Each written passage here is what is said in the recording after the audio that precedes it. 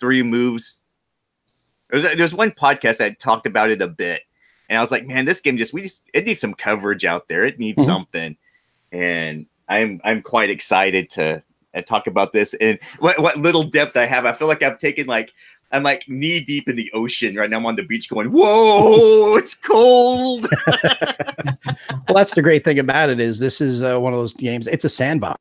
So it's something that you can really build and play around with and experiment with and try different things. And if you're playing it solitaire, you can even do what ifs with yourself saying, well, maybe I should try this and see if maybe the Russians did this or if the Germans did this instead of paying attention to France at all. Maybe they just go straight after Russia or right off the bat, things like that. You can do all different sorts of things to have a lot of fun with it. Nah, and there's certain things in here that no game's ever going to be the same. It's actually called A Second World War, not The Second World War, because, man, Joe, there is so much randomness that comes out in this game that determines, like, there's flow charts for events that may or may not happen. Like the Spanish Civil War may not happen. It may pop up somewhere else you've got to deal with, and it's wow, it's a lot crazy. Of fun. Oh. So you're gonna be able to hang through there, Joe? Come on, Joe, you can do it. Look at you. Hey, I'm looking for you. Expect me to be kind of quiet, dude. I'm like, my voice is very like, I'm gonna be taking a day off. I think I'm taking Friday off, and I'm gonna go to like the urgent care because it is like this has been happening for like 2-3 weeks. I think it might be bacterial. It might not just be me. So it's been around for a while. Yeah, it's been getting kind of worse though. So it's just that like with teaching, like I never get to take a break. Like every day it's just voice. So, but I'm really sorry if I'm not as like talkative as I normally am. I'll still try. You can do it right now. I'll still try, but man, I really should lay off. But yeah, you lay off. I'm wondering, Mo, where I cut out last time we talked was that Sunday. Yeah. Turned out it was my modem, and my modem's been like resetting every hour. Really? I got a technician out here. It seems to be fixed. I reset the password. However, if around 7:50 I randomly disappear, I'm like, hold on, he's coming right back.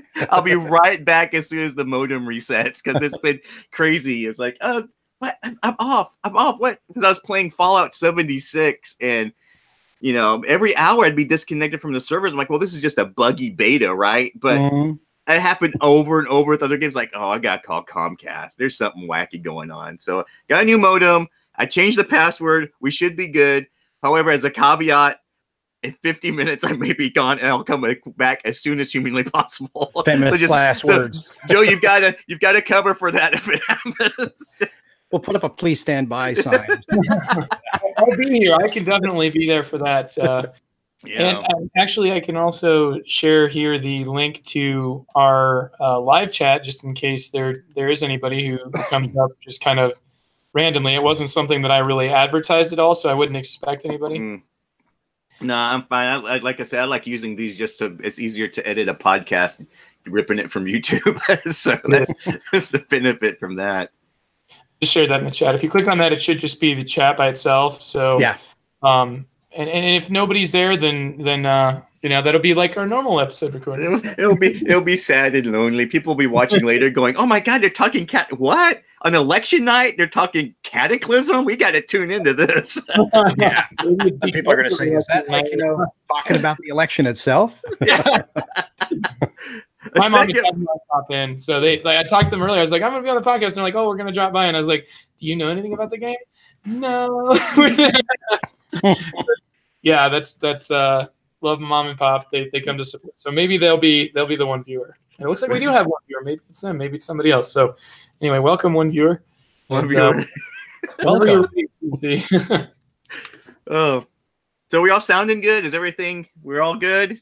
Something solid, dude. Yeah, you sound good. All there, Mo. right, I will kick this off and we will get going. I'm going to do the hosting on this one because I have a lot to talk about this, and me and Mo have already talked quite extensively about this in our going through the rule book, so it should be like a part 2 for us. So, but by the way, Mo, that was a lot of fun. I really enjoyed that, and my wife was hanging around the background, and she had the rule book in the hand, going, "Okay," and she was like taking notes in the rule book, right, of all the exceptions and stuff that we ran into. So nice.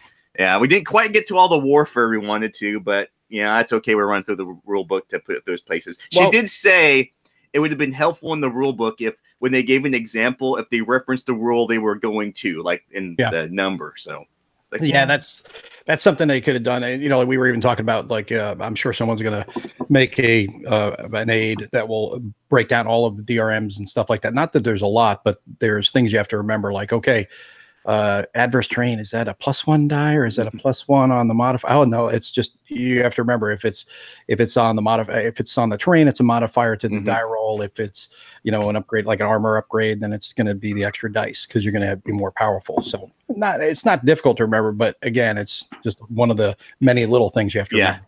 Yeah, Joe, this game is like, I call it Cataclysm, the exceptions, because there's exceptions to every single rule in this game. Okay, so here we go. You ready? 3, 2, 1.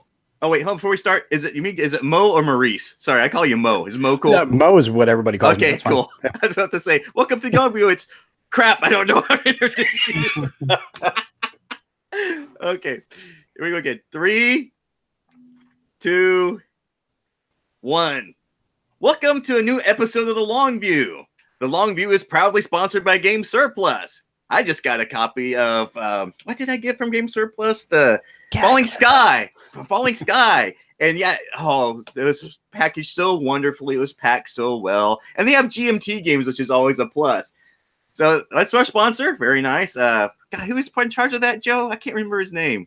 God dang it. I'm flubbing all over the place. Carmine. Yeah, here we go. Yes, I use it so much. Carmen. Yeah, Carmen and Elaine, they do a great job.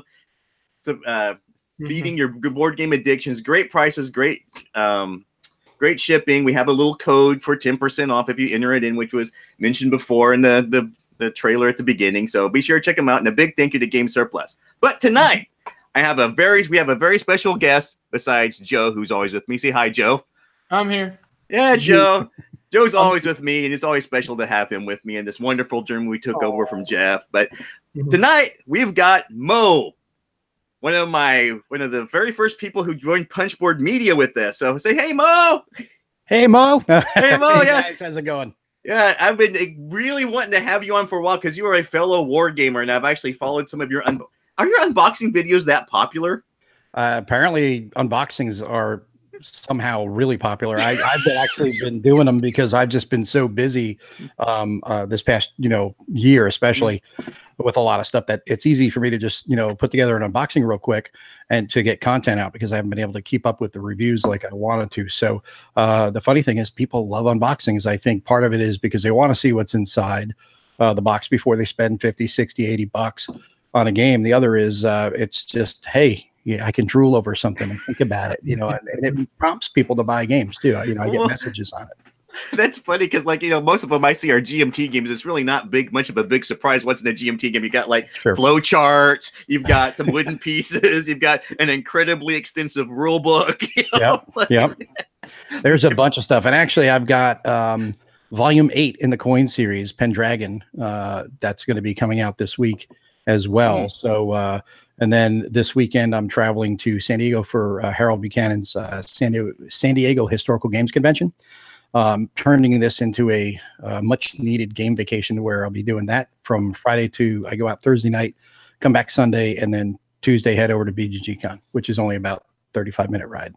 Wow, man, I need to go to Harold keeps inviting me to that thing, and I need to go. Gotta go, man. It's fun. Carissa nags. She's like, we gotta go see Harold. I'm like, I know. I like Harold Buchanan. He's really nice to us. And all the great.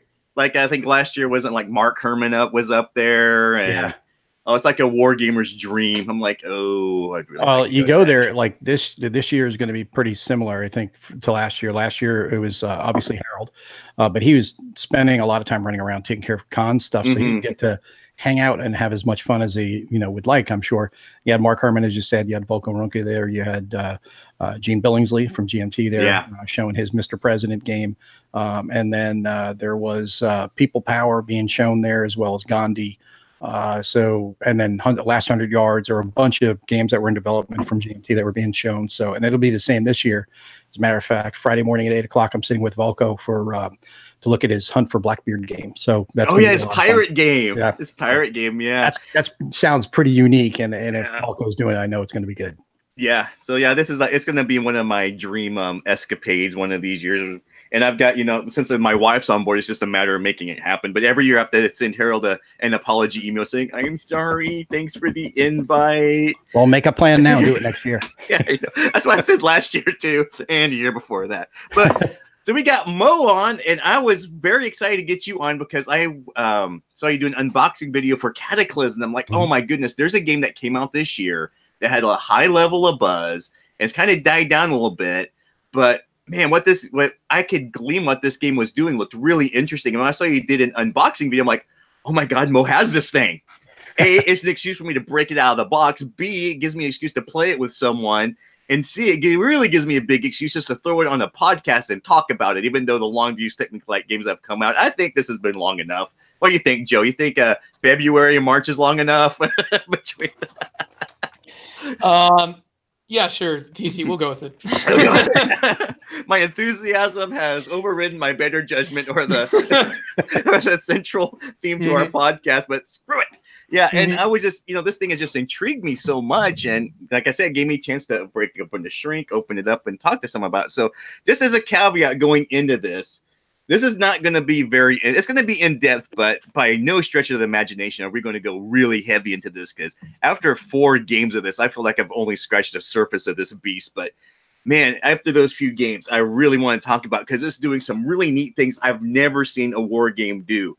At least on my level. Now, I know, Mo, you are an extensive war gamer where I'm just kind of like, kind of play around with it a little bit with my wife, and because it's fun to do, because she likes historical war games. So having your perspective to maybe dampen my enthusiasm will be nice. Now, it can't dampen the enthusiasm. I mean, the enthusiasm with this game is well earned. It is a fantastic game, and I'm kind of in the same boat as you. Just scratching the surface on it. It's, as we talked about the other day, it's not a very difficult game to learn, but there's a lot of exceptions. So that's there. It's not a tough game, but it's got some dense rules.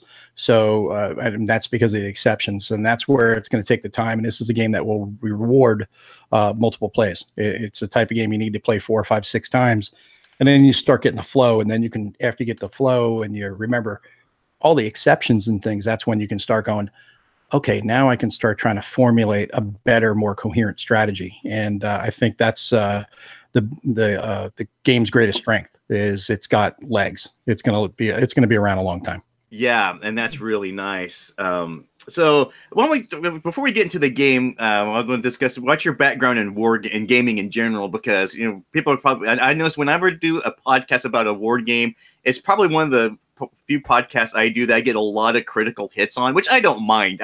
My job is just to share enthusiasm, get you interested in the game. If someone's going to be engaging me to be critical, then I've engaged them. They're engaged in the game. I have succeeded as far as I'm concerned, right? Exactly. But the listeners pretty much know my background in wargaming. Basically, Carissa likes historical war games, and we just dove off on the cliff, and we never really came back up for air. That's the way it always goes. And what about you, Mo? What's your background with gaming? Well, it all started back in a cold and stormy night. No, it's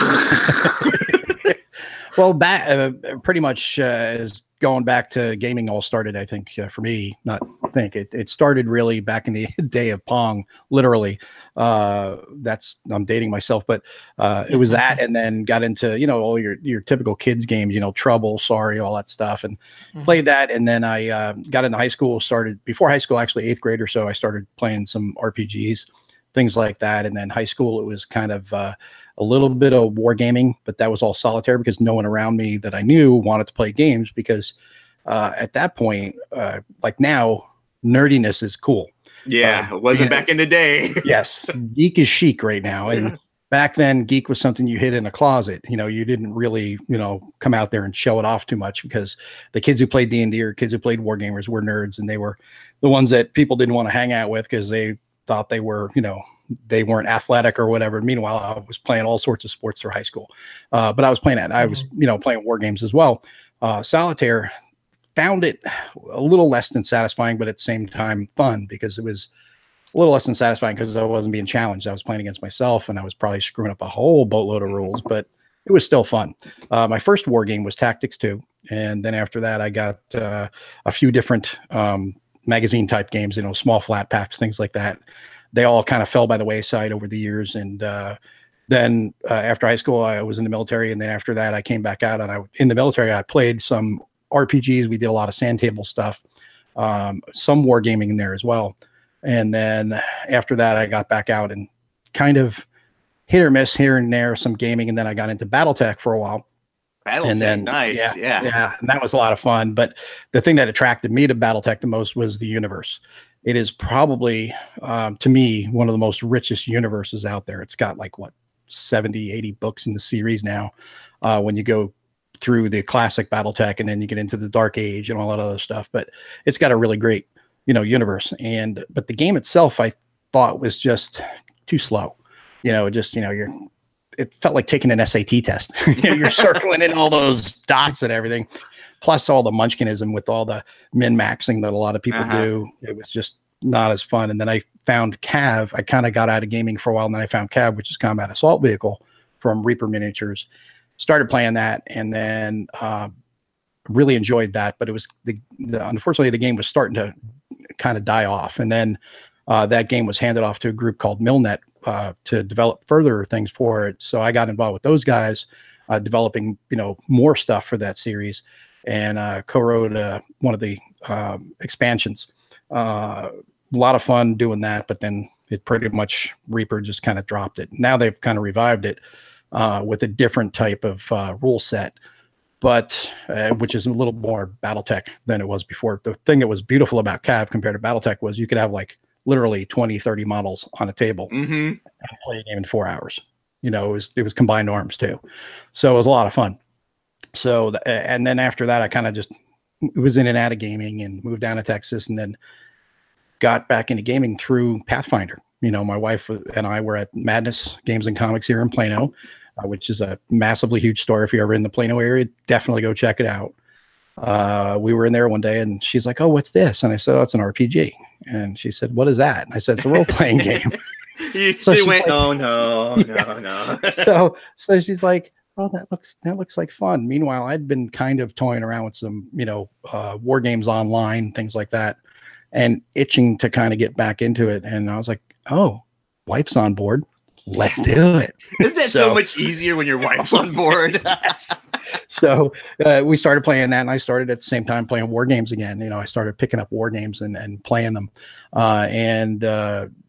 That kind of, she was enjoying it, had a lot of fun. We did that for a few years, and then that kind of just slowly kind of fell off for her. And we moved into, I kind of got her more into board games, and we were doing board games for a while. And now, she's kind of not as excited about board games as I am. She likes the simpler, fun games. I like to try to play games that are, war games are a little more deep and a little more fun to me because of that. But that's pretty much all I do is just play war games. I still play Euros and things like that, like BGG. I'll play anything, but my priority for me is war games. Wow, that's great. Yeah, that's good. Yeah, that's kind of interesting. I find that the trick to getting the wife to play a war game is to find a setting they're interested in, and then let them. Because Carissa really enjoyed the American Revolution, and so she was not interested in coin till Liberty or Death. That got it. So it's always good to find a theme, a setting. That's the trick. Sure. Because I couldn't force coin on her until she was interested in it, and it happened, and it was a really wonderful day in my life. Well, I think whether it's your spouse, your partner, your friend, the big key if you want to get them interested in wargaming is to try to find a theme that they would, that they get excited about. Like you said, with the American Revolution, that was what was a big draw for her. Mm-hmm. So if you can find something that person likes, and also at the same time, it doesn't have too steep of a learning curve. Mm-hmm. Then it's going to draw them in. Like I told you the other night, my wife saw me playing Battle Cry on the table one day. I was like, I'm going to play this game. It's basically, it's a Borg system. So it's like Memoir 44, just Civil War, and it has really cool little miniatures. And I was playing it. I was just playing solitaire. I was playing both hands. Mm-hmm. And she came in, she goes, "Oh, this looks cute. What is it?" So, I'm just massacring the North. No big deal. Exactly. So I said, "Oh, this is a war game." I said, "You want to play?" She's like, "Teach me." I said, "Cool." So we played that about a half dozen times, and 4 or 5, maybe 6 times, and she loved it. And the key with her though is trying to get her not psyched out by what she sees. Because I remember the first time we played, what was it? What's a D&D worker placement game? Lords of Waterdeep. Lords of Waterdeep. Thank you. God, I know that. I'm sorry. No, there's nothing wrong with that. It's a great game. It's a great gateway worker placement game. And she saw that, and she saw the piece count, and she was going nuts. She's like, "Oh, this looks too difficult." I said, "No, it's very simple." Yeah. So I showed it to her, and she's like, "Oh, that's easy." And I said, "See, you're psyching yourself out." And I think that's part of, the thing. The reason I'm saying that is it segues into war games. I think that's part of it is with people, they look at war games and they see the charts, the tables, the rule books, and they go, "Oh my God, it's way too much. I can't do it." And it's like, really? If you look at it, yeah, it's a 40-page book, but take all the excess stuff out. It's really 13 or 14 pages of rules, which is really not terribly much to digest. Yeah. So it's definitely, it's a niche within a niche. Wargaming is definitely a small niche, but it's nice to see younger people, getting into it. And hopefully with, the coin series, it has that Euro-ish feel. It can expand out and bring in even more people and understand and realize that, war games are really a lot of fun, and definitely they're for everyone. So everyone come on in and join, play some war games with us. Exactly. Yeah. And that makes a nice segue into the game we're going to be talking about tonight, because what I'm finding with designers in war games is it seems like some of the more innovative games that have come out in the past few years have been coming out from war gamers, surprisingly enough, where if you look at some Euro games, you're like, there always seem to be a same type of variation on the system, whether it be deck building, worker placement, or, whatever's out there, or some streamlining of that. I've always found that if I wanted to just jump off a bridge and try something really different, I just go to the GMT P500 and just randomly pick something that looks good. And so once again, that brings us to the game we're talking about, which is Cataclysm. Now, Cataclysm is called, the full title of this is Cataclysm: A Second World War. And that's really important because it's not the Second World War. It is a Second World War. And the premise behind this one is, like we were talking about earlier, it is an open sandbox. It starts off in the full game. It starts off with 1933, I believe, if I'm correct. And it's just open from there. You can just go in any possible direction you can conceive of where this thing can go. It's designed by 2 guys I've never even heard of before. It is William, I'm going to butcher these names, by the way, William Terdashlovich and Scott Muldoon. And Joe, this would actually caught my attention because one of these guys, it looks like he's a first-time designer and he's a teacher, it looks like. And he basically designed this thing. He's like, you know what? I like playing war games.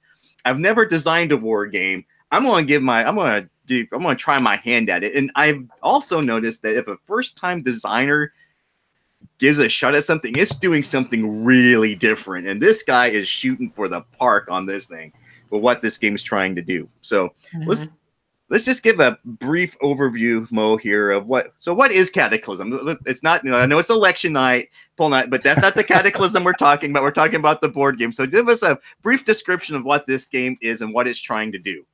Well, in a nutshell, I think really Cataclysm is kind of a little bit of everything. That gives us a grand strategic sandbox.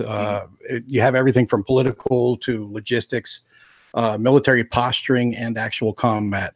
And there's kind of a little bit of everything, like I said, for everybody. It's highly abstracted, but when you're playing a game of this scope, because it's you can either play the ETO or the PTO or both together to have the worldwide view, the global conflict. That's to be expected, because if you don't abstract it out and you want to make it really detailed, it's like, well, that 4 to 10 hours that they have for the overall Cataclysm thing is probably going to become like Campaign for North Africa. It's going to be like 1,000 hours. I mean, it's just, do you want to keep it enjoyable and, playable potentially in one day, or do you want to make it like super, deep? And for people who want a game like super deep, that's great. Well, they have World in Flames. Right, yes, that's what they got. If we went like a full month playing World War II strategic depth, we got World in Flames. That's like a $200 purchase. You got to keep open in a basement on a table and just push shit around all day. Yeah, or get Streets of Stalingrad. Something that gigantic map. But I think keeping it abstract enough to get the point across of what the global conflict is all about.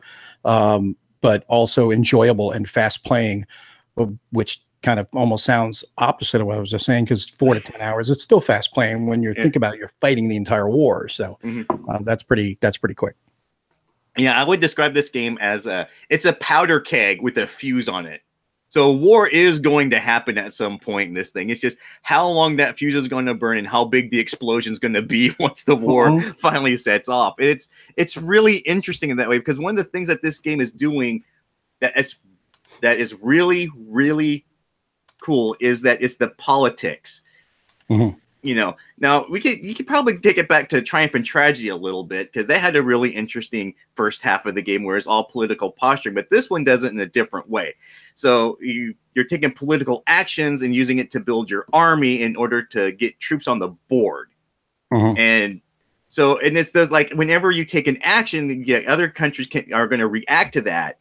Now, the central mechanism of this game for that is an action cup, right? And this is really cool, Joe. What this cup does is you put all these chits in a cup, and you're not supposed to be able to see what's in it, and you draw them out at random. And at first, that sounds really, really bad, because you're thinking, man, this is just going to be random chaos, because you're just going to reach your hand in this thing, and whatever happens, happens. And Germany could get like 3 political actions in a row, and there's nothing you can do about it. But the way they overcome that is with this reserve system, right? So why don't we go into that a little bit? I want you to describe that reserve system and how it relates to the action cup. Well, you have, I forget what it's exactly called on the thing. I'd have to look that up. But basically the like a score sheet, you know, the table. Yeah, the political action. What is that thing called? Here we go. I forget now. It's gonna drive me nuts until I find it. Now I'm gonna see if I can figure out what it's called. But that is where you put all of the nothing like being unprepared with a term with the right terms, but that's where all of the effective record display. The record display. There we go. Yeah, the record display. That's where you're going to put down. You're going to keep track of your turns and the status of each nation, their political will, basically, and then you have effectiveness ratings, and in descending order, you will have 1 unit or 1 flag or 1 something, an offensive or whatever, in reserve. And what happens is that using the chit pull mechanic, as it's called, you will pull from the action cup, and using that is where you will determine who goes next and what they do. But in descending order, like I said, starting at 3 all the way down to 1, any of those players can just say, hey, I'm going to interrupt. And all 4 players can actually interrupt if there's a 4-player game, for example, but it goes in descending order, and that player will then use whatever's in their reserve, be it a flag, an offensive, a unit to be deployed to the board. That's what that does, and it's pretty neat, because when you want to use that if you want to try to cut somebody off, hey, I need to do this first before anything else comes out. I'm going to put this in a reserve. I'm at 3. I know I'm going to be able to do this. So you'll do that. Or you can use it kind of a little bit of bluffing or posturing, say, hey, I've got an offensive out here. Am I going to use it for you? Or maybe I'll put it on the board to support a civil war or something like that. So that's another part of the game where it's really fun when you're playing with other people, because then you can have that little bit of, kind of psyching each other out sort of thing. But I really like the reserve mechanism. I like how that works together with the chit pull, because chit pull is one of my favorite mechanics for war games. Yeah, I've never run into chit mechanic before, but I like that reserve. So, Joe, the way this works, Joe, is like, look, I'm playing against Joe, and I'm Germany, and Joe's UK. I can be like, oh, I'm going to put this upgrade, but instead of putting it into action cup, I'm going to put it on my reserve. That's telegraphing to Joe that I'm going to upgrade my troops to a tank, and I'm probably going to be marching on him at some point. So it makes doing that telegraphs your possible movement. Like, so you can use that for a bluffing mechanism, and it makes the chit clue less random. Now, you're also going to be doing multiple actions depending on the chit. So if you draw a flag, you do a political action, but there are several different political actions you can take with that one chit pull. And the same with the offensive. So while it seems random, you're not just pulling one thing and doing one action, unless it's of like a fleet or something to put out right on the board. So the multiple actions in the reserve actually mitigate the randomness of that chit pull somewhat. But then again, we're talking about an unstable political atmosphere, so the action cup actually makes thematic sense for this thing. Yeah, and the chip pull is a great mechanic because it's great for multiplayer as well as solitaire. The thing I really like about it is when you're playing solitaire, one of the things that a lot of people kind of find weird with war gamers is how can you play a game all by yourself without AI or a bot or something? How can you play both sides? Well, and you're like, this is when you pull the flow chart out, right? You're like, I got this flow chart.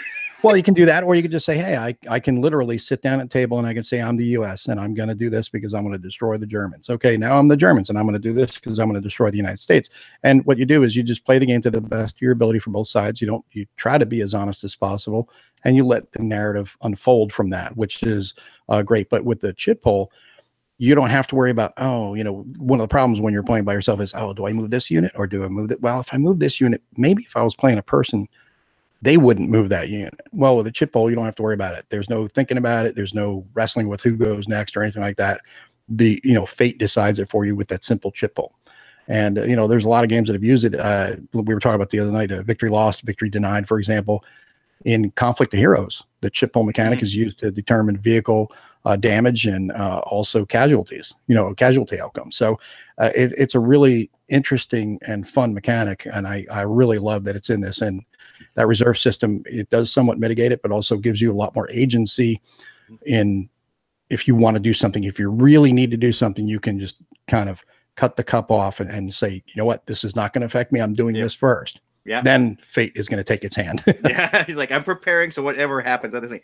And now another thing this game does, and I really want to talk about this one is I personally have not played a war game that took into account the political stability of a country before. Yeah. So this game, Joe, what this is really cool is doing is that at a certain point you're going to pull a chit called the home front chit. Mm-hmm. The home front chit is basically is what it's representing is your population willingness to go to either go at war or to maintain a war. So you have to make a stability check when you pull this home front chit. On the home front chit, it says guns and butter, guns on one side and butter on the other, representing like, you're making guns, but your citizens want butter. So they're not very happy about this whole situation. And you make a stability roll, and then you can actually go down on the stability track. There's 4 steps to a country's stability. There's steady, wavering, unstable, and collapse. So you could just like fail these rolls, and if you're not on top of this, your country can collapse before you even fire a shot going into war. Yeah, the problem when you get to that is, if I remember correctly, if you fall into collapse, then you also go to exhaustion too, which messes with your force pool. It messes with your home front rolls. I think you get like a negative on the like a -1 or -2 on the home front rolls, which is difficult when you have to get a 5 or better to roll to be successful. And that is also really dependent on your effectiveness. If you have an effectiveness of 1, you've got 1 die. You've got to make that 5 roll, and that's tough. In like some countries, like you're playing Italy or France, they only have, no matter how far you go up that commitment track, like Germany starts with like 3. And, again, one of the things is that you're rolling dice in this game. And the success is like Arkham Horror, the board game difficulty. It's a 5 or 6 is a success. So it's skewed to failure right off the bat. So you want to roll more dice. But like France only rolls 1 no matter how far up this commit. Italy only rolls 1. So like what I noticed in the games I play is the UK is always trying to get France going. Germany is always trying to get Italy back in the game, right? Yeah, yeah. And if your country completely collapses, you have to see if you surrender. And if you survive that and you go to exhaustion, you can no longer declare war. Your DOWs are done. Yeah, yeah. And the funny thing is, like Germany is always trying to pull along Italy, and France is trying to be pulled along as well by the Allies, which is very historically accurate. And I like how they model that into this game because and going back to what you said earlier, it's called Cataclysm, a Second World War, meaning it's your Second World War. It's however you can shape it, based on luck, based on, the way alliances work out, the way the game flows. It's going to be historical. You're going to have a lot of ahistorical results, which is why we play games. We want to explore different things. And this is a great way to do it. Yeah. With this one, especially you're determining what forces, because in this game, you can't just build any piece of unit you want to. You have to commit to what you're going to build and then build it. You can't, your forces you are an available pool, and you can only build what's in your available pool. You can't just like, oh, I have these chits available to me, I'm just going to build this airplane. No, it's not in your available pool. You can't do it. So you have to figure out what forces you want to build, when to build them, how to deploy them, and how to use them. And that's a huge curve in this game, trying to figure all that out, which is actually pretty cool. It is cool, and it's also very simple though when you think about it, because you're going to have either an army, an armor army, an upgraded army, or you're going to have an air force, or you're going to have a surface fleet or a carrier fleet, and then you also have subs, which are basically your blockers, and they're going to go out there and get in everybody's way. They're not going to be used for offensives. It took us a while to figure that out. Yeah, and that's go ahead. Yes, and that's where this game really takes a departure from something like Triumph and Tragedy, because Triumph and Tragedy, once you declare war, it turns into a straight out block war game where you have different units, they take different damage, and you deploy them in different ways. With Cataclysm, it hugely abstracts that. And I think that's going to be maybe one of the problems this is going to have reaching to the war game community, is that you have, like you said, you have troops. Your troops can upgrade the tanks. You have airplanes. Your airplanes, do they upgrade? I'm pretty sure your airplanes upgrade. Yeah, I forget what the upgrade. They're like a bomber group or something. Yeah. And your naval fleet just simply upgrades to a carrier group. But you have subs, which are abstracted to the point that they don't even participate in combat. All they do is block your lines of communication. Yeah. And there are no numbers on these chits, Joe. There are no numbers on these chits. So there's like no. So usually you like have a number and you roll and you consult a table and you see a modifier. This is no. You roll. Each person rolls 2 dice, and whoever rolls the highest wins. It's that simple. And that was really surprising, because I was like looking to the rulebook going, it can't be that. It's just no matter how many chits we throw in this thing, it's just 2 dice. And now there's some slight modifiers, like air superiority will give you an extra die. Your armor upgrade will like give the other person a negative. The terrain, but then the bonus of this game is the map is super clean. I mean, you have like there's only 2 types of terrain. There's like no terrain and then rough terrain, and that's it. Right? There's and so you just roll and then you figure it out. I was like, wow, that's really simple, and that's such a departure from most war games. But it works in the context that this game's focusing on the stability of the country and the political level of it, which because you can like have one battle, which we saw one battle. It go really badly for the other side. You have to roll it's a triumph for the people who win, and the other side has to roll to see how bad it goes, and it can go bad. I mean, France could collapse after one battle and just go down like in flames. Well, that's the interesting thing. That's another interesting thing is that triumph and disaster thing, because if you have, it can go either way. If you got your 3 die and you're rolling against 1 die and you roll 3 ones, the other guy rolls 6. Well, guess what? It's going to go the other way against you too. So there's a real risk of having a really bad situation happen. And at that point, you're going to take severe losses. And on top of that, you're going to have to roll a stability check. A stability check, yeah. And the other thing too, going back to what you're talking about, building the armies, the easiest way to explain it to a fellow, war gamer is it's not just armies or tank armies. It's 1 or 2 step units, because what you're doing is you're going to take your army as your basic 1-step unit. And then when you upgrade it, you then have a 2-step unit. Same with the Air Force and the same with the carrier group. So every hit you take is going to, if you've got 2 tank armies out there and you get, in a situation where it's triumph and disaster type situation, and you take 3 hits because there's 3 times as much damage was accrued to you, then you're going to lose the upgraded tank army, and then you're going to flip that other tank army over to the single army, and he's basically just going to beat feet and retreat. Yeah. But that was also the other thing that we found was if you only lose 1 in a battle, you can bail out and just take that 1 and not actually absorb it and just retreat. So especially with the Air Force, which is really important because you can get that air superiority advantage in combat. Yeah, having that extra die is huge, and that's you can. And then the losses are really simple. You just take the highest die, divide by the lowest die, and that's how many losses, because you always ignore decimal places. So it's like, okay, I'm going to lose 1 unit, but I can opt to retreat and not lose it, but you win.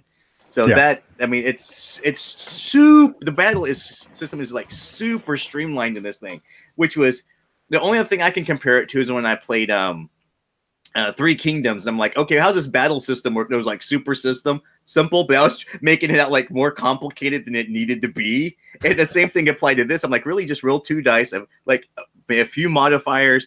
You divide the 2, and that's the loss. And you don't even have to take the loss if you do a voluntary retreat. Yeah. It's that simple. Yeah. It took 10 pages in the rule book to describe that. Really? Are you kidding me?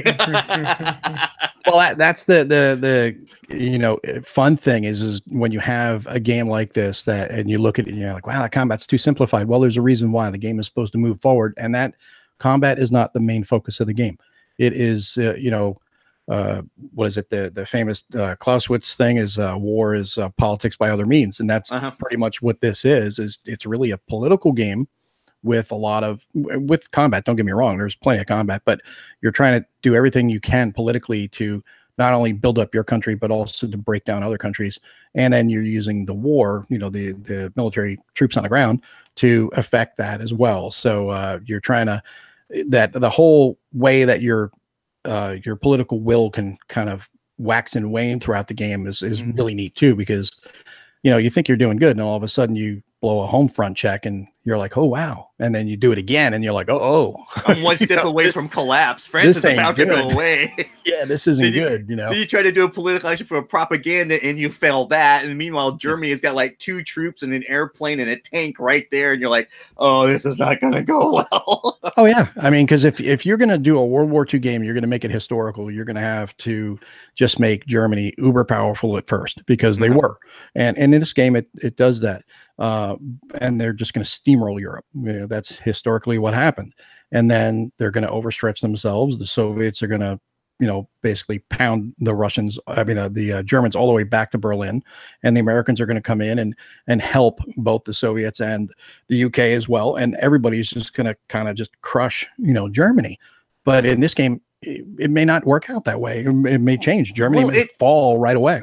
Yeah, but that may happen. But the game gives you little incentives. Like the fascists can always do a surprise attack, whereas everybody else has to do a formal declaration of war. If I'm Germany, I can just go like, "Hey, surprise! I get a bonus for just moving in over here. Hello." Yeah, exactly. It encourages you that way, right? But you don't have to take it that way. Well, that's the other thing too. That also gives the game its personality, because there are 3. We didn't actually even talk about this. We just keep talking about Germany and France in this, but there are 3 actual ideologies in the game: the fascist, communist, and democratic parties, or not parties, but the ideologies. Ideologies. There we go. It's election night. Everything we say with Republican or Democrat is parties now. So the fascist, we've got Germany, Italy, and Japan. Communist is Soviet Union, obviously, and then Democrat is the UK, US, and France. So that is where you can actually have a 7-player game. I probably wouldn't recommend playing this at 7 players, because we were talking about this the other night as well. It would be pretty boring for a couple of those powers. Yeah, I think the maximum this thing's going to go is 5, and I think that's what it says in the rule book itself, because France and Italy are so weak, they always pair it up with another power. So you're not always like, well, I only got 1 die for stability. Guess what? I'm going to fail. And I'd be like, hey, Joe, when I play France, you're going to fail a lot of die rolls. You're going to love this game. I think this is really, optimally, it's a 3, maybe a 4-player game optimally, just in my, my feel of it right now. I could be wrong, but I do see that there is a game of Cataclysm set up for BGG-Con, and there are actually 7 guys. At one point, there were 7 players that were signed up for it. So I definitely am going to swing by that table. Swing by and take some pictures. I want to see the guy playing France. I want to know how long he's sitting at that table playing before he fails a bunch of die rolls and his country collapses, and he's just like all pissed off. He's going to be the guy over in the corner playing, something else, probably. Yeah. Okay, I'll be over there in a second. What's this white flag doing in your seat? I surrendered a while ago, man. So, I mean, it's just, I think it's really cool the way it's all set up, but I think, like I said, 3, 4, 5, I think is a little ambitious, but, because I'm not sure how that would exactly break down. I'm talking just the game experience. I'm not talking about mechanically. So, but I don't know also how much fun would 5 people have. I think it's better if 3 people, no more than 4, because then you're really more involved in the game and you're more. it's gonna. Carissa messed around with the Soviets, with the Soviet Union, and that is almost an entirely different game. All the hurdles they gotta jump across, which I think would make a nice segue. We've been gushing about this game for 40 minutes now, and there are some significant issues. I don't want to say issues or problems, but hurdles. There's some significant hurdles with this game because while we were talking about how simple, I mean, mechanically, it's a very simple game. And once you get into it and you actually put the pieces together, but it looks and feels like a harder lift than it actually is. Because when I sat down and I broke open the rule books, I watched videos and I got down and I just started reading. I was like, oh my goodness, this is going to be bananas. But it's not that bad, but it seems bad, right, Mo? Yeah. It can. It definitely can. And, I think this is really the type of game that, well, like I said earlier, I'm going to repeat myself here, but I think it's the type of game that really does reward repeated plays for the simple fact that you're going to make mistakes. Every war gamer makes mistakes anyway. I mean, we all, if we're honest with ourselves, we make plenty of mistakes because, oh, darn, I forgot. I'm supposed to. It's like the classic war gamer moment that happens in every war game is like, oh crap, what's wrong, TC? I just figured out that I could have done this three turns ago. Or you want to take it back? No, we're already past that bridge. Let's keep going. Or you go, oh crap, I'm really supposed to be doing a left column shift on that. And it said, "Here, that's not, guys. We kind of messed this up. Can we just keep going and just see how this plays out?" Well, that's the funny thing. And when you play war games with people, unless it's in a tournament setting or you're playing a really ultra competitive person, generally, if one or the other points out, go, "Hey, did you do this? Oh, that's wrong," or "Oh crap, I did this wrong." Generally, people are going to say, "Okay, well, we can either retcon it or we just say the heck of it, who cares?" Let's go. Or you just say, you know what, next combat roll, I'm giving you a +2 DRM because I kind of, ran through you pretty easy here and I shouldn't have done that, or I'll take a guy off my stack, to try to even it up. And everyone's like, yeah, it's all good. Let's just play, So, and Cataclysm's the same way because of the density of the rules. You're going to make mistakes and just understand you're going to make mistakes. So if you can find someone that's played the game, jump into a game with them because it'll ease your learning curve. But if not, then just, watch some videos, play the game, and just make sure that you play the game with the rulebook open. And the best way to do that is the playbook.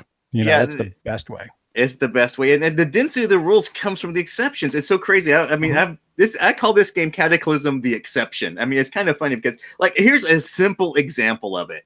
Okay, we're going to be we're going to be gathering flags for us to use politically. Okay. Germany, everybody gets one except Germany. You have this thing, the Night of the Long Knives. You get 2 political flags.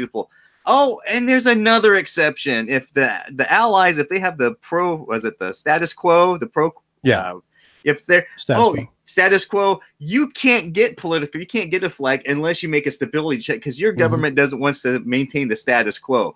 So with that one simple mechanism, getting flags for you to use, there's like 2 big exceptions right there, right off the bat. And this game is full of things like that. And it's good it has it because it adds historical flavor to it. But on the other side, there's a lot of things you got to remember. And like if you play this game and you like spend a few months and you come back, you're like, I seem to recall Germany didn't get 1 flag. There was something here where they got 2.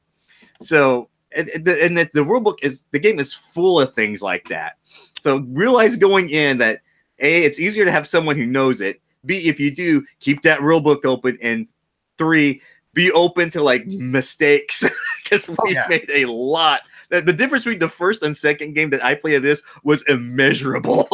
Oh, absolutely. And that's why one of the, things I always do is when I'm playing a game from GMT that has a playbook, I'll flip through the rule book. I'll kind of scan it. Depends on how many pages it is too, but I'll read different things about it. But I prefer to sit down, set up the game, open up the playbook, set up the game the way it says to set it up and follow through. And in the playbook, it'll tell you this happens, 10.2.1. Okay. And then you go to that page and you start reading that rule. And you're like, oh, yeah, and it kind of explains why that works. And then sometimes you're like, for some reason, I still don't get that rule because you didn't read another part of the rule book that kind of, that it spins off of. So when you play it out through the playbook and read the rule, then you're like, oh, now I see how that works. And then later you're like, oh, now that's pretty cool. And then when you kind of blend them together, you're like, wow, that's really cool, and that's what this game does. And, I really enjoy it. Like you were talking before about the event tables. You've got the crisis counters that come out of the chit from the chit pool, and you have 4 of them that you can pull out. And there's a crisis table for peacetime. There's a crisis table for wartime, and each of them are different and can actually affect either ideology in the scenario. And I think that adds a lot of flavor to the game. And then I like the fact that you can have the sudden death, because when you flip that one over after the third one, you go to sudden death. And then if you pull that 4th crisis counter out not before, but I should say when you pull it out again, you've pulled that last one out, depending on the piece count of the counters for every ideology, either the turn's over and you go to the next year, or it's not over yet. Yeah, depending on how many chits are in there per ideology. Yeah, it's like, oh, because you flip over to sudden, then the counter artwork on this is fantastic. I just have to say that right off the bat, because the one for the commitment is the lady with flexing her muscles, right? Yes. Yeah. And there's this little touch of the guns and butters on the home front. The chit artwork, I know I had to have time, but he does most of the chit artwork for most GMT games.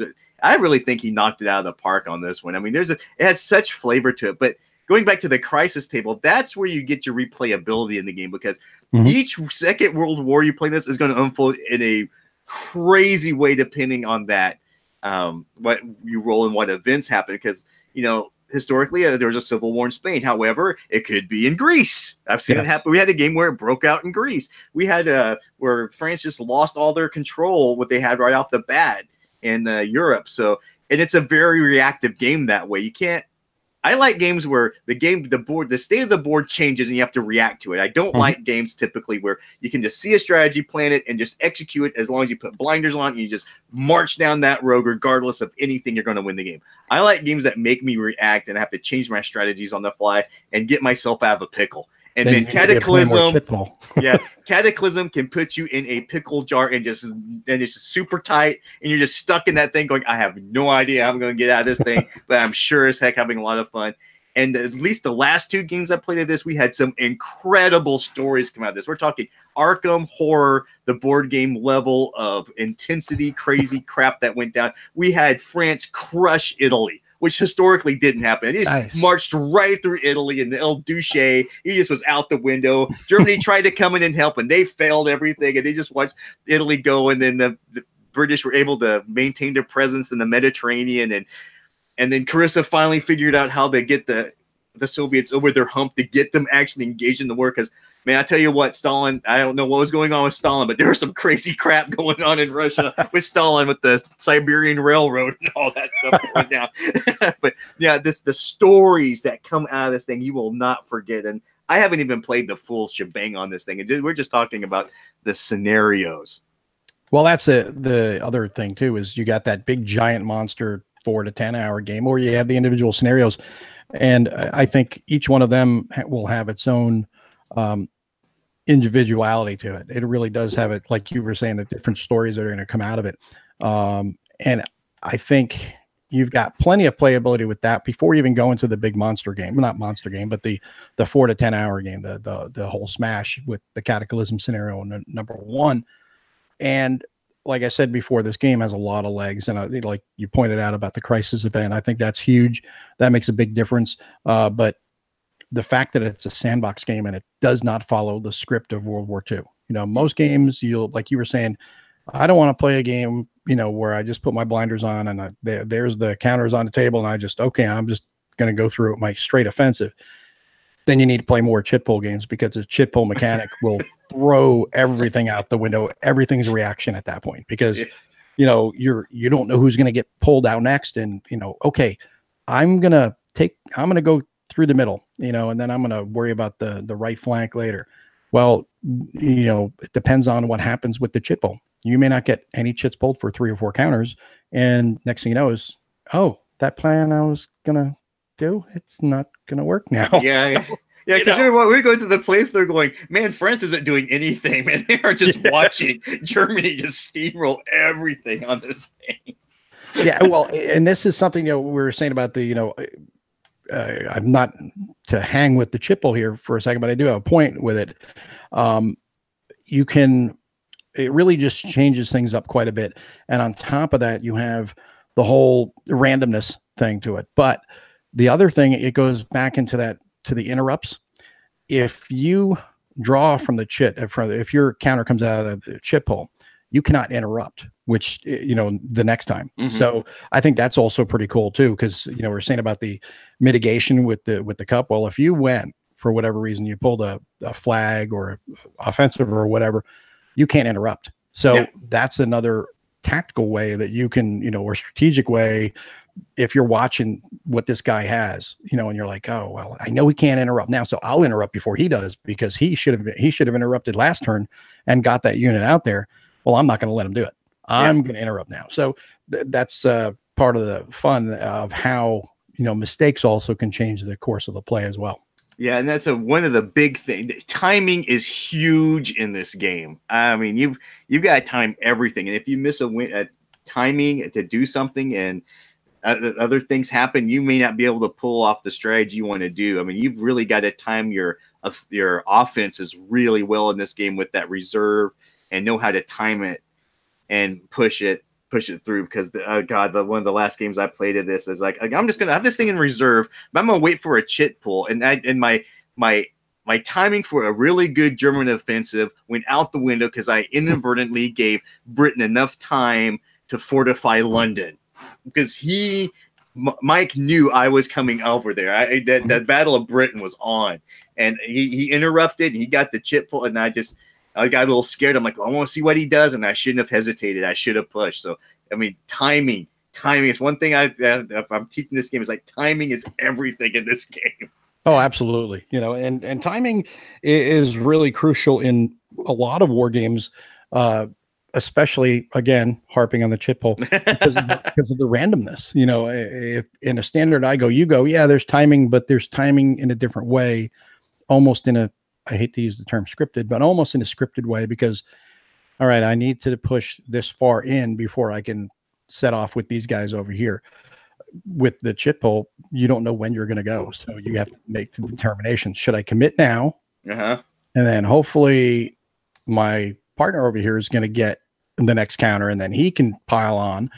Or do I just play it safe and not do it? And then you get, punched in the teeth. So, I mean, it's a lot of fun. I just really enjoy it.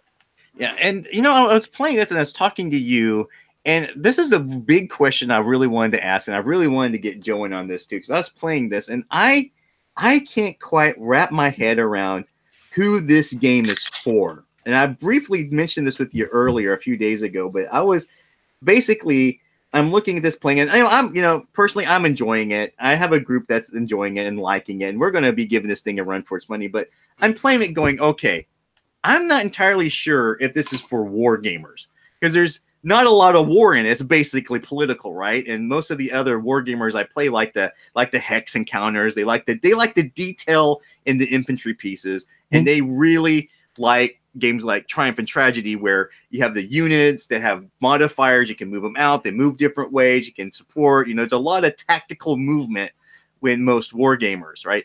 Mm-hmm. So I'm like, okay, I'm not entirely sure this is. I mean, it's a refreshing take on a war game, but I'm not entirely sure if this is going to like really stick with war gamers. They're going to be like, oh, this isn't tactical enough for me. I'm going to go back to something else. And with Euro gamers, or modern board gamers, they're going to see all these die rolls, because I mean, you're rolling for your stability, you're rolling your effectiveness rolls are die rolls, your attacks are die rolls. There is no cards in this game except what your mats are on. Now there's some modifiers, like we didn't talk about the cubes of shame, where if you fail a die roll or anything, but you put a cube on there and it gives you a +1 to your next roll, and the rule book specifically calls that a cube of shame, right? Mm-hmm. Yeah. So I'm like, okay, so I'm not seeing like this is going to be all, and especially with the crisis tables, things that are coming out. There's a huge chit pull. There's a huge amount of randomness that you're having to deal with. So I'm like, okay, I'm not sure that most of my other friends who like board games are really going to take so this game's like floating somewhere in the middle, and I really don't know who to recommend this thing to. I'm just like, it's neat. I like what it's doing, but wow, for the life of me, I'm struggling with where this is going to fall. And I haven't had that problem. I mean, Churchill was pretty straightforward, right? Mhm. Most other like, dominant species is pretty. This one, I'm just like, I don't know. And I just want to get your guys' take on where you think this thing is going to fall, who's this going to appeal to, and who should be trying this thing and who shouldn't be. Well, I think what you said about it falls in the middle is exactly where it should be. I think it's a conflict simulation. You know, you can use that term, conflict simulation, a war game. Well, Twilight Struggle, the infinite argument, is Twilight Struggle a war game? Joe, No. is Twilight Struggle a war game, Joe?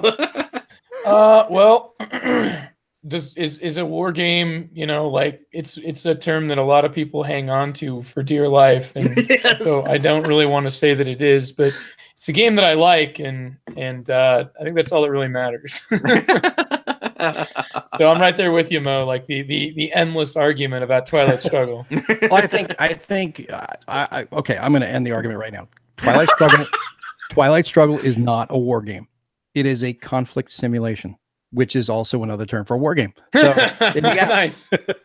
But I mean, it's a conflict simulation. It's not, you know, a hex encounter war game where you're going out there punching each other in the face. It's you're punching each other in the face in a different way. The other side of the face. Twilight Struggle, exactly. You know, you're doing different things, and you know, it's a lot of fun to play, and I think this type of game is a similar situation where there's enough war, enough combat, I should say, to make it enjoyable. It's simple, but also has, you know, a little bit of layers of depth to it. Maybe a layer or two with the, you know, augmentation. Okay, do I risk using one of my military operations or military actions, I should say, to add an augmentation, or should I try to push further over here? So there's a little bit of, you know, weighing the risk versus the reward there. And there's the political aspect of it. There's, you know, okay, you have the home front aspect. So it's kind of got a little bit of a Euro-ish feel. It's not a Euro, but it has a kind of that feel, and it has enough of a war game feel to appease the war gamers. It's enough of a Euro-ish type feel to appease the Euro people. It's kind of like, I know this may sound blasphemous to the designers, but it's kind of like Axis and Allies for big boys is what it is. You know, it's like Axis and Allies on steroids for big boys. You know, it's Axis and Allies is you push around a bunch of cute little pieces and you roll dice and that's it, which is cool and fun for a lot of people. But when you want more to it, this is it. This is Axis and Allies with a lot more meat. Mm-hmm. Yeah. So is this game appealing to you at all, Joe? You've been sitting here listening to it for about an hour. You're going to avoid this He's like not the saying anything. plague? He's bored. Or main if I brought it out with, hey guys, Joe, Andy, Trent, I got this thing, we're going to sit down, they're going to be like, no, I heard TC talk about this thing, man. We are not going to touch this. Here's what I would say, TC. Here's what I'm just going to come out right on the surface and say, not on my own. But that doesn't mean that I'm averse to the game. It's because to me, like the hurdle that must be cleared before anything else is, you know, like if I'm going to be starting a game on my own, I have to be able to teach it. And when a game is so filled with little exceptions, as you know, focused on at the beginning, like that's something that really makes it difficult for me to enjoy the learning games. And I know that it's not like yes, there's the depth there that can keep you playing, but like those first few learning games, especially when I have to deal with the insecurity of a group, like that I might not necessarily have the same group. So for me to really like take to a game, I have to sort of not only picture myself enjoying it, picture myself enjoying it, teaching it to, you know, multiple separate groups that are all learning it. And, you know, like it sounds to me like this is just a huge project to take on. Just, you know, it sounds like it's kind of a separate, unique system. And for that reason, I'm wondering, you know, like you're asking the central question, like, who's this game for? And I feel like a lot of your war gamers, just like a lot of Euro gamers like me, are going to find comfort in rules that are familiar. You know, like people that have played hex and counter war games are going to be, you know, like, yes, those are hard games, but once you've gotten into them, you've cracked the surface, and you know what you're playing is not that different from what you have played before. And this sounds to me like it's a wholly unique system. But I do think that more than anything, it's probably making the most, like gaining the most ground in that sort of the way that it simulates, as you talked about, Mo, earlier, people see you playing a schizophrenic war game where you're both sides, and here with the sort of the innovation of the chitful, which I think I logged about 700 times. You guys said that. The Chitful. And one 701. Yeah. Mm-hmm. Yeah, it's good chit. I hear there's good chit in there. So, the thing about that is, I think that really the solo gamers is maybe who's gonna see this and be like, okay, maybe this will pull in some solo gamers that aren't necessarily fully in one or the other camp, being war gamer, Euro gamer, whatever you want to call it. That's who maybe this is for. But as you like, a lot of things you guys talked about made me think like, this is one that certainly listening is helped me to maybe get something out of a later experience. But like on my own, I'm just scared. I'm scared shitless. Yeah, and what I came away with when I actually thought about this is that you need a group of people who are going to play it a lot, right? You just don't want to teach you and be like, I hope you like it. You have to be like, it's like you have to commit. Okay, we're going to learn this game. We're going to play it a few times before we move on. I need a blood oath from you guys to stick with this for a few. And I think, yeah, and teaching it like over and over to a group of people isn't going to work because there's a lot of nuance in how each side faction works and all the details and all the exceptions. I would definitely recommend, if you're on the fence with this game, definitely waiting for a second printing, because me and Mo discussed this quite a bit where we're like, we were looking like we were walking through the playthrough going, okay, how did this work? We don't get it. It's in the rule book. Would have been easier if they put it on like the sheet there. So like, if you move from here to here, you get these things. It's not there. It's in the rule book, but there's no visual indicator that you need to do that. And it's an easy step to miss. Now, if you play this game a lot, you're going to catch that. Mm-hmm. Your first game you play, you're probably going to miss it. Oh yeah. Yeah.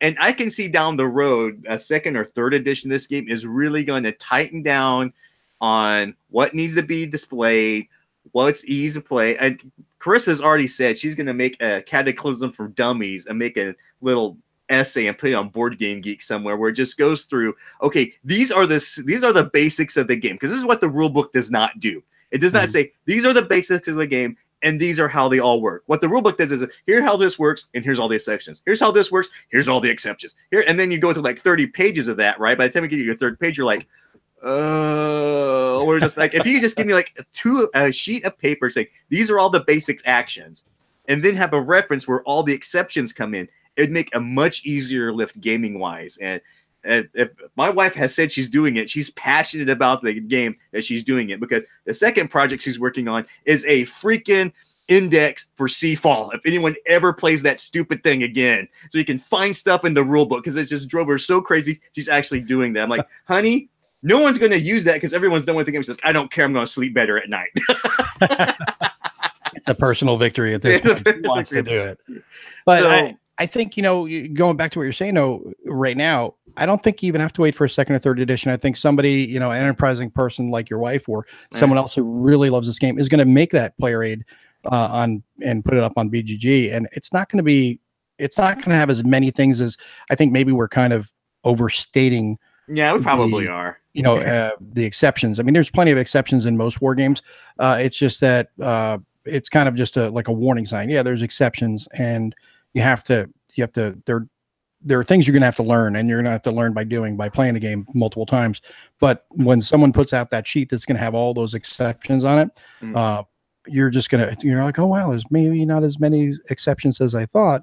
But the key is to having them in one central location. But the game comes with everything you need, and it's a standard war game setup, rule book, and everything. Where war games are really, really meant for people, or I should say, not meant for people, but war gamers are generally a little more dedicated to learning a game system. Yeah. And that's where I think I differ from that. That's it's more of a, am I going to play it? Sure. Am I going to get it and teach it? Probably not. But that doesn't mean that it's the game. That just is like, I've got a couple of them, like, Dominant Species out of GMT. I love the way that that's set up, but it's really not set up like any of the other war games. I have Twilight Struggle and a few other GMT like here on my shelf, but like Twilight Struggle was really hard for me to crack too, and that's like the low end of the complexity. So it's more of a me thing than a good thing.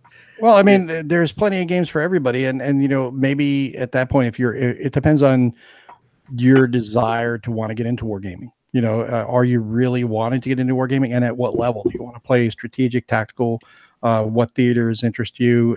Are you more into coin, or are you more into the hex and counter, or do you want to play a little bit of everything? And the best way to do it is just go out there, grab a couple smaller war games, and try them, and go, oh, wow, that's not too bad. And then, like we were talking about earlier, if you learn one, it's easier to learn the other systems, because war games are really great at copying each other when it comes to mechanics. They really are. So would you say, because you made a distinction there within wargaming, you mentioned like the coin type people, and then your hex and counter, is this going to, you think, be more for the coin side? That's what, like, so far I feel like we're kind of walking down that line, and I feel like we're starting to sort of veer into people that are looking for the political conflict enjoy the coin system, and maybe that's more of the conflict simulation we see here.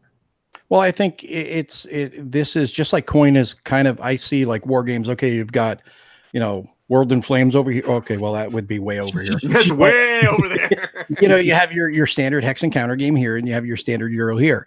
Coin is kind of here, and I think Cataclysm is kind of here too as well. It's not a hex and counter game, but it is a war game. It also has political aspects in it, but it's not politically, like a heavy political game. It's like kind of like the difference between, say, viticulture and Arkwright.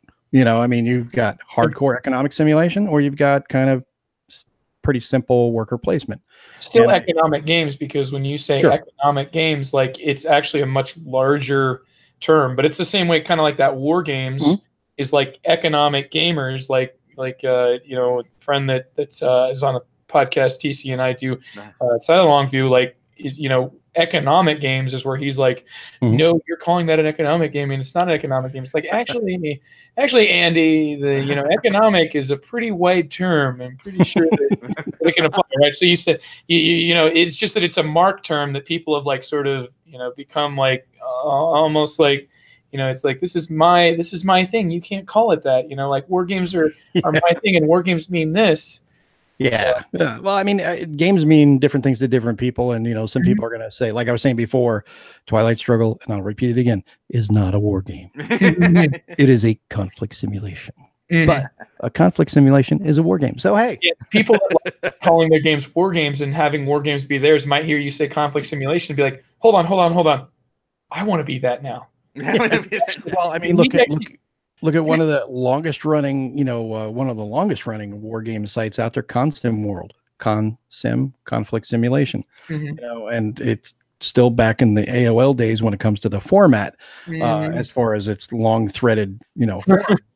But it's got a wealth of great information, and it comes down to terms are just, I don't know, they're a dime a dozen. So it's funny. The actual argument itself has turned into a conflict of its own. That certainly could be simulated if they came up with a game about it. But then would that be a conflict simulation? Because it'd be about two people fighting on an online forum. And if there was economics in it, would it be an economic game? Yeah, we just have money, just straight up money. It's an economic game. So now we can have an economic conflict simulation that's all about how much people are going to fight after they listen to this episode. And then what we'll do is we'll kickstart it. We'll have one of the stretch goals be metal coins. Yeah, there you go. And minis. You got the minis. But it's funny you mentioned coin with this one, because we were going through it and we were like doing the victory conditions, right? Remember, Mo, we were going through it. It's like, oh, so we just do this and this. This is a lot simpler than a coin game. Oh yeah. Yeah. So that was funny. Like, that can be a little wonky. Yeah. And the way, I'm also kind of scared a bit by the way coin games, just like the learning experience of a coin game can be very difficult. And more, not so much the learning, but the teaching of it, because I don't have to teach one game. I have to teach 4 games. Yeah. So that's what makes like the coin sort of setup. And here it sounds like you've got sort of 7 different games going on, but some of them are kind of like just a fraction of a game that you wouldn't want to have somebody sit and take over. Ooh, I do have a question. I just thought of this. How much, is the the crowd that maybe will take to Cataclysm going to be kind of similar to the maybe the same folks that enjoy playing Quartermaster General? Well, Quartermaster General, I think, would be this one would be a big step up from Quartermaster General. Quartermaster General is kind of, a fairly simplistic game. It's been meant for, a larger group of people. Nothing against the game. It's a fun game, but this one's going to have a lot more to it. I don't recall the rulebook size for Quartermaster General. I'm going to guess like in the 8 to 12 page, realm, somewhere in there. And this rulebook is what, 40, I think. Oh, which playbook or the rulebook?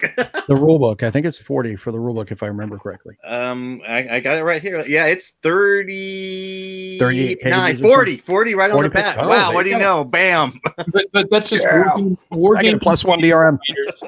War game manual writers hate trees. Oh, they do. But the thing about it is, having been doing some of that myself, war games are different to write rules for, I think, because of the exceptions and the pointing to different cases in the rule book and things that you'll just kind of take for granted. Oh yeah, well, the guy should know to in this situation to do this. Now you have to spell it out for them, in a lot of cases. And rule books are getting better. There are still a lot of complaints out there in rule books, but there are still issues with some rule books. Like Hitler's Reich, I know, got lambasted for its rule book being a mess, and GMT is actually redoing that. I have not actually sat down with it yet, but I've heard pretty much a lot of it, pretty steady negativity about it. So I'm curious to dig into it and see how that works. But by and large, I think GMT rulebooks are pretty well done. I think they've got a good format down. Most war game books, rulebooks follow similar, similar layout. But still, one of my biggest things that I love about GMT's rulebooks is illustrated examples of play. Yes. I like to see it, not just, I don't want a dump of text. I want to see pictures. I like pictures.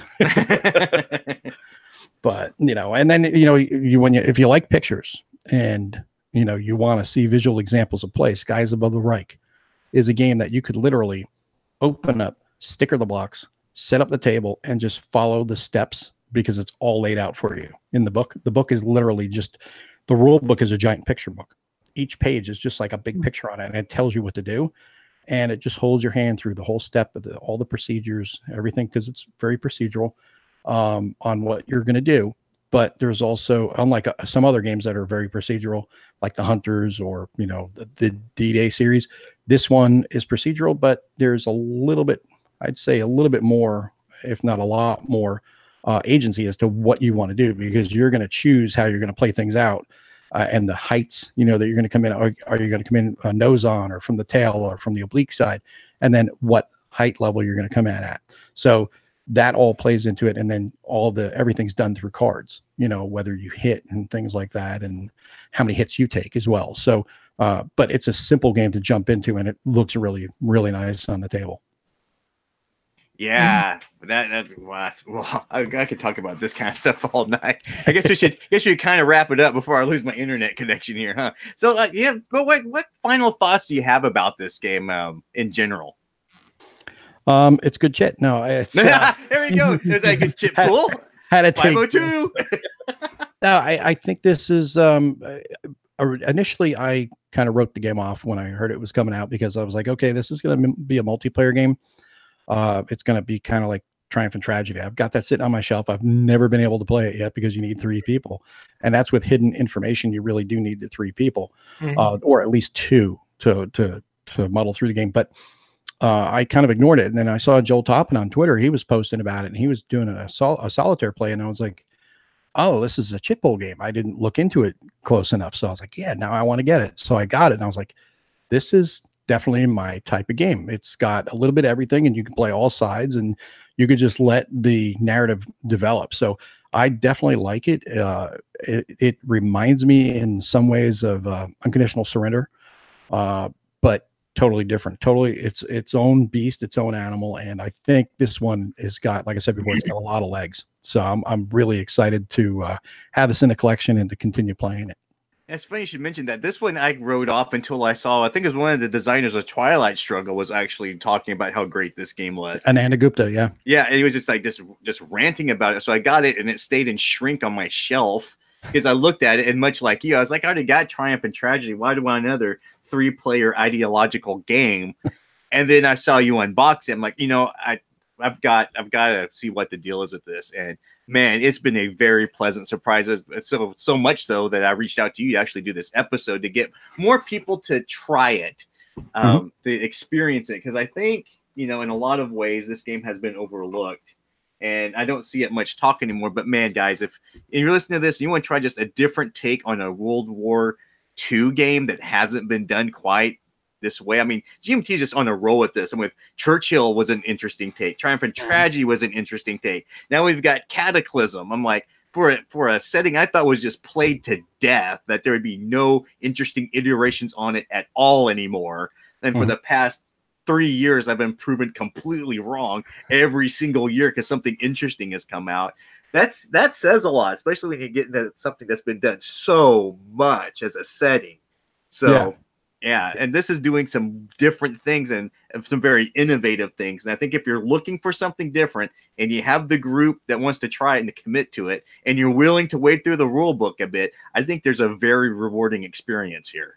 I think the best way to wade through the rule book is, like I said before, and we kind of walked through the other night too, as well as the playbook. You just go through and it shows you the different, it just walks you through some steps and then walks you through a couple of rounds and says, okay, now this is where you're at. The rest is up to you. And it gets you going, and it points to the rules as to what you need to understand for each of the different things that go on. And like everything else with the GMT playbooks, they're not always, this one is actually written, I think, pretty well from a strategic standpoint, but like the coin games, people bitch about the coin, playbooks. Oh, well, they wouldn't do that. That's not the point. What they're doing is they're stacking a deck of cards, walking you through the different mechanics of the game. And then you can play out the rest of the game that they walk you through, so that way you can play through a full game yourself. But the intent is to get you into a game, playing it and learning it at the same time. All the moves are not going to be optimal. All the steps through are not going to be optimal, but they're putting you in different situations so you can learn how the game works mechanically. And but this one, actually, the rule book or the playbook, I think is really well done and valid, strategic moves that are put through to get you going and get you to learn the game. Yeah, and I'd also like to say, for the record, if you happen to know someone and they know Vassal, and you can download the module, that's a great way to learn the game and work out some rules with someone, because we did that, and that was really helpful. And Vassal, that was a little bit more intimidating than I thought it was going to be. Now I feel like I've got a handle on that. So having someone to walk you through, even if it's just someone online with the Vassal module, is really helpful as well. Joe, any closing thoughts for you over there? I know you're not feeling well. Need coffee?